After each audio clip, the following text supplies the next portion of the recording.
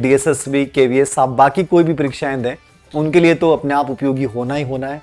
क्योंकि original psychology यदि कहीं आती है, यानी प्योर साइकोलॉजी कहीं एजुकेशनल साइकोलॉजी है, तो स्पेशली वो ग्रेड सेकंड में आती है।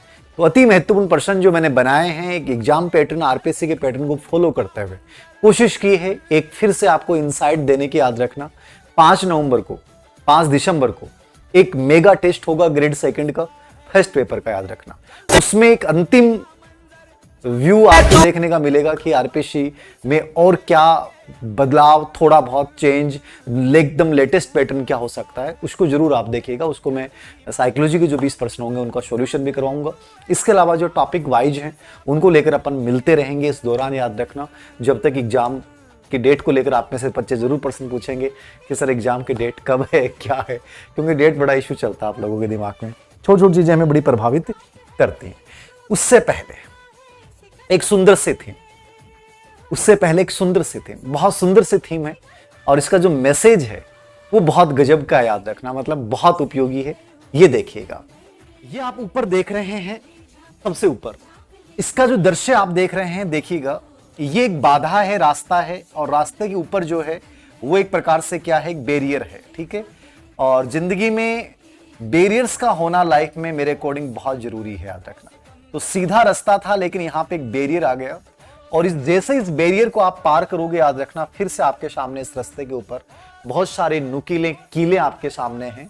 फिर इनके ऊपर से आप गुजर के जैसे ही जाते हैं फिर एक खड्डा आता है, और खड्डे से जैसे ही बाहर निकलते हैं फिर से एक बैरियर आ रही है, और बैरियर आने के बाद जैसे आप पार करते हैं आगे सामने आपको एक डायमंड, एक कोहिनूर आपको दिखाई देता है। नीचे, इसके जस्ट नीचे आप देख रहे हैं एकदम सीधा रास्ता है। याद रखना, और सीधे रास्ते पे आप चल रहे हैं, क्योंकि जब बाधाएं नहीं आती हैं तो आदमी का जो गर्दन है, आदमी की जो रीढ़ की हड्डी है वो यूं हो जाती है। याद रखना, और जैसे ही सीधे रास्ते पे चल रहा होता है इसको क्या मिलता है, एक राख का ढेर मिलता है। समझ रहे हैं मेरी बात?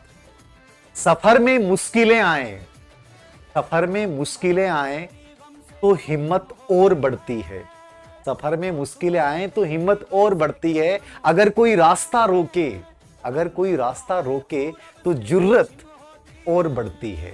याद रखना ये लाइफ का एक सिद्धांत है। जितने बैरियर हैं, जितने अवरोध हैं, उन अवरोधों को जितना आप पार करोगे और जितनी प्रॉब्लम्स लाइफ में आएंगी, ये तय है कि तुम अपनी लाइफ में इस कोहिनूर, इस डायमंड तक जरूर पहुंचोगे। याद रखना, लेकिन रास्ता बहुत सिंपल है। लाइफ में कुछ भी नहीं हो रहा है, एकदम सीधे चले जा रहे हो। कोई रोकने की कोशिश नहीं कर रहा है, कोई प्रतिस्पर्धा नहीं कर रहा है, कोई आलोचना नहीं कर रहा है, कोई आपको ताने नहीं मार रहा है, कोई आपका साथ नहीं दे रहा है, सब साथ दे रहे हैं। इसका मतलब प्रॉब्लम्स है कहीं ना कहीं रास्ते में। आप सही दिशा में जा ही नहीं रहे हैं, एक गलत रास्ते पे जा रहे हैं, जिसका परिणाम केवल आपको ये मिलेगा, सिर्फ पत्थर, एक राख का ढेर हो सकता है जिसमें कुछ भी नहीं निकले। तो सोचना हमें यह है कि जब हमने लाइफ में कोहिनूर को चुन लिया तो फिर इस बात से क्या डरना कि लाइफ में कितनी प्रॉब्लम्स आने दीजिए, सीना तान के उनके सामने खड़े हो जाइए। याद रखना जिंदगी यही है।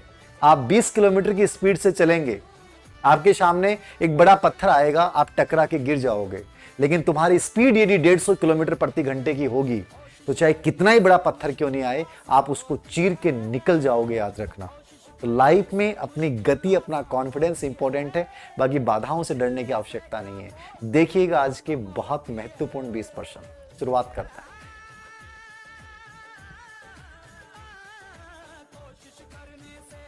पहला प्रश्न आपके सामने ये रहा। कंप्लीट आरपीएससी पैटर्न को फॉलो करने हर उस बिंदु में से जहां से प्रश्न बन सकते हैं ग्रेड सेकंड में, वो प्रश्न यहां से उठाए गए हैं।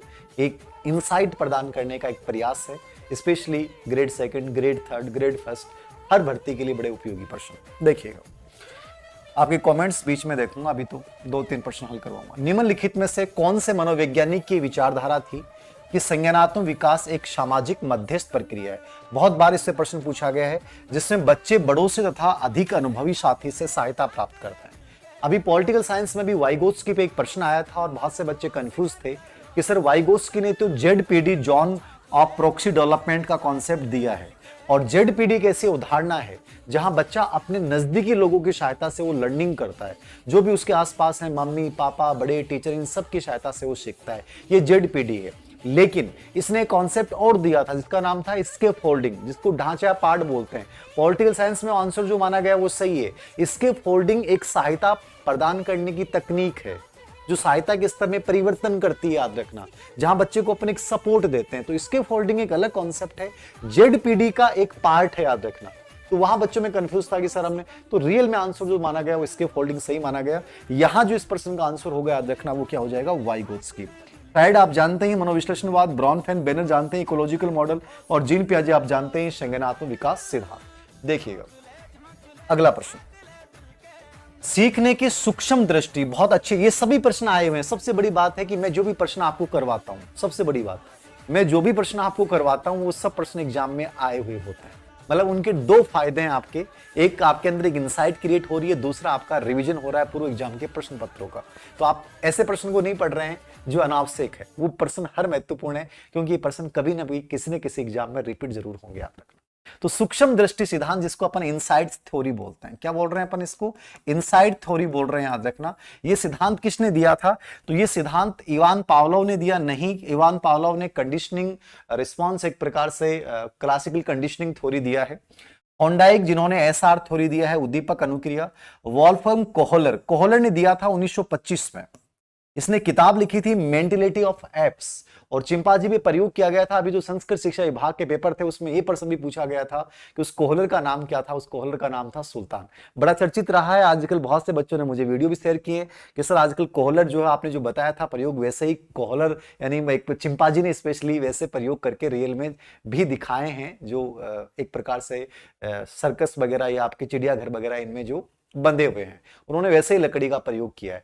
तो बड़ा इंपॉर्टेंट सिद्धांत था। कॉफका, मैक्स वर्दिमर भी इसके सहयोगी थे, बट स्पेशली इनसाइट थ्योरी की जब बात आती है तो याद रखना उत्तर क्या होगा, अपना कोहलर होगा। जर्मनी के हैं, गेस्टाल्टवादी हैं। इस सिद्धांत की जब भी बात करते हैं, चार वर्ड बड़े इंपॉर्टेंट होते हैं, इनसाइट, सडन, आकस्मिकता, संपूर्णता, ठीक है, होलनेस, ठीक है, समग्रता की बात करते हैं, याद रखना, और फोरसाइट। ये चार वर्ड बड़े इंपॉर्टेंट हैं। इसके जो 7 नियम है वो बड़े इंपॉर्टेंट है, देख के जाइएगा, बड़ा इंपॉर्टेंट सिद्धांत है। तो ये सूक्ष्म दृष्टि सिद्धांत किसने दिया था, कोहलर ने, जर्मनी के। और सीएल हल जिनका सिद्धांत था रेनफोर्समेंट थ्योरी, प्रबलन सिद्धांत, जिनको अपना आवश्यकता अवकलन, सबलीकरण, जैविक सिद्धांत, आत्म संशोधक सिद्धांत, बहुत सारे नाम है, इनको आप देख सकते हैं। तो यहां आंसर क्या है, सी। वेरी गुड बेटा। दमन में बिना जानकारी के होता है और समन में बलपूर्वक होगा। जानकारी के साथ होगा ना, जानकारी के साथ कोई चीज को दबाते हैं तो शमन, सरप्रेशन होता है, और बिना जानकारी के दबाते हैं वो दमन होता है। यही होता है लाइफ में, जिंदगी में जब हालात ऐसे आते हैं। बहुत सारे बच्चों के, मैं लड़कों के, लड़कियों के बहुत जुड़ा हुआ हूं, आप लोगों की भावनाओं से जुड़ा हुआ हूं, आप लोगों की बातें सुनता हूं, बहुत दर्द है तुम्हारी जिंदगी में। तो एक तो होता है घाव, वक्त बड़े से बड़े घाव को भर देता है, वक्त के साथ अपन चलते हैं तो वो दमन हो जाता है, याद रखना, वक्त के साथ भूल गए जिंदगी में।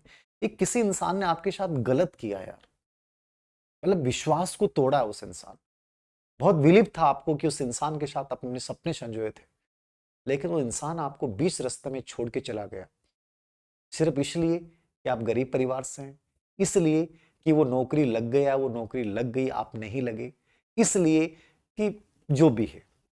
ऐसे बहुत सारे, ऐसे इंसान के लिए फिर हमारे मन में जो आता है वो आता है, यार घटिया था मेरी जिंदगी में। किसी इंसान को आदमी मेंटली नहीं हारता है, फिजिकली भी नहीं हारता है, सबसे बड़ी चोट होती है इमोशनली। इमोशंस जब आदमी के बिखरते हैं ना, बहुत मुश्किल होता है खड़े हो जाना। लोग कहते हैं मैंने फिजिकली गलत कर लिया, मेंटली गलत कर लिया, गलत नहीं है उतना। इमोशनली जब इंसान के साथ अटैक होता ना, बहुत मुश्किल होता है साहब, बहुत मुश्किल। ये लोग सपोर्ट नहीं करते हैं।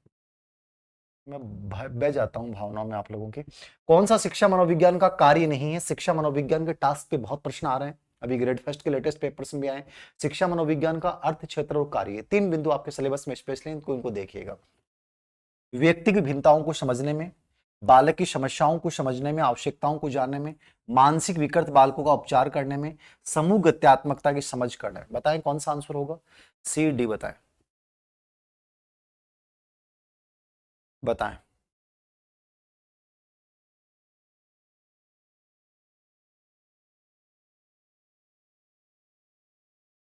रेखा बेटा, किताब तेरे पास 19-20 की है। जिंदगी में काम तो कहीं भी चलाया जा सकता है। काम चलाने की बात मत किया करो। एक तो काम चलाना हो तो किसी किताब की जरूरत नहीं है, चलाया जा सकता है।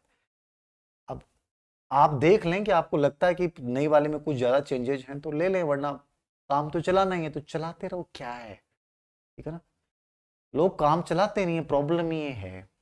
काम चलाते तो किसी का दिल दुखता ही नहीं ना। लोग काम चलाते नहीं है, प्रॉब्लम, बदल जाते हैं, भूल जाते हैं।